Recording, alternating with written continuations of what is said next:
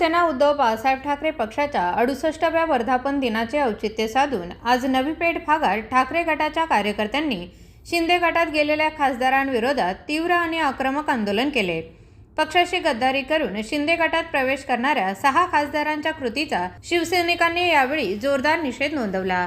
या आंदोलनादरम्यान कार्यकर्त्यांनी प्रतिकात्मक गाढवावर त्या 6 खासदारांचे चेहरे लावून त्यांच्या प्रतिमांना चप्पल आणि बुटांनी मारहाण केली।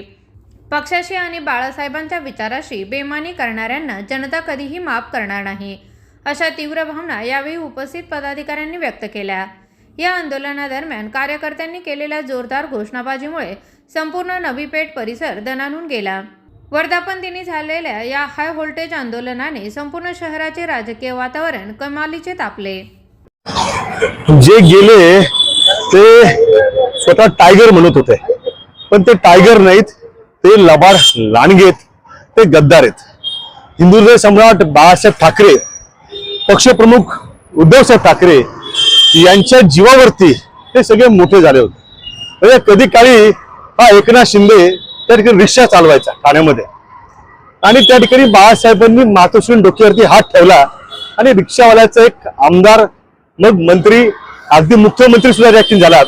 पण बेईमानी करून, गद्दारी करून मातोश्रीच्या खाल्ल्या मिठाला त्या ठिकाणी न जागता ज्या ताटात जेवले त्याच ताटामध्ये घाण करण्याचं काम त्या ठिकाणी या महाराष्ट्र द्रष्ट्यांनी केलेलं। या सगळ्या प्रकरणामध्ये आमचं जाहीर आव्हान आहे की या जिल्ह्याच्या शिर्डी लोकसभा मतदारसंघातला जो खासदार आहे भावड्या वागचौरे, बरं का, तो तिकडचा की धाराशिवचा खूप भुंकत असतो। ओमड्या निंबाळकर, अजिबात कुणी ओम राजे वगैरे म्हणायचं नाही। हे कसले राजे, बरोबर, हे कसले राजे।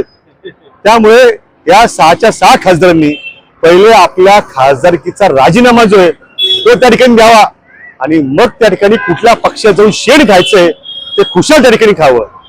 मला या निमित्ताने एक घटनात्मक बाब आपल्यासमोर आणून द्यायची आहे की या देशामध्ये दुर्दैव असं आहे की जर त्या ठिकाणी मुलांचे परीक्षांचा पेपर फुटला तर पुन्हा परीक्षा त्या ठिकाणी घेतली जाते, पण आमदार खासदार जेव्हा फुटतात तेव्हा परत निवडणुका का नाहीत? हा आज या देशातल्या जनतेला प्रश्न आहे पडलेला। आज देशावरती ऊर्जेचं संकट आहे, पेट्रोल डिझेल गॅसची दरवाढ, त्याच्यामुळे सामान्य नागरिक त्या ठिकाणी हैराण आहे। पण दुसऱ्या बाजूला त्या ठिकाणी 50 कोटी रुपयांचा महाराष्ट्राच्या जनतेला, महाराष्ट्राच्या तिजोरीला त्या ठिकाणी लुटून जो लिलाव खरेदी केला गेला आणि महाराष्ट्राचा स्वाभिमान दिल्लीच्या पायाशी त्या ठिकाणी आंदण ठेवला गेला। महाराष्ट्र हा गद्दारीचा इतिहास कधीही विसरणार नाही।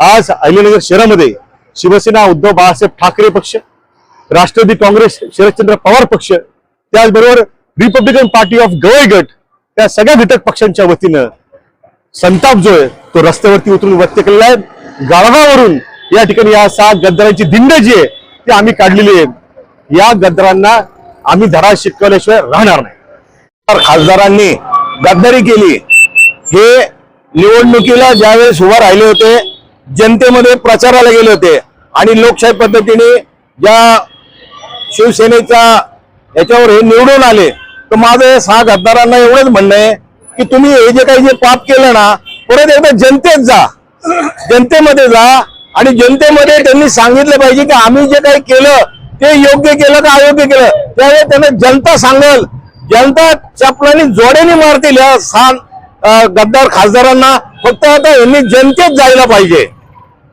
6 खासदार हे शिंदे गटात प्रवेश करून यांनी जो लोकशाहीचा जो घात केलेला आहे त्याचा प्रथमतः मी भिंगर शहराच्या वतीने, आमच्या महाविकास आघाडीच्या वतीने जाहीर निषेध करतो।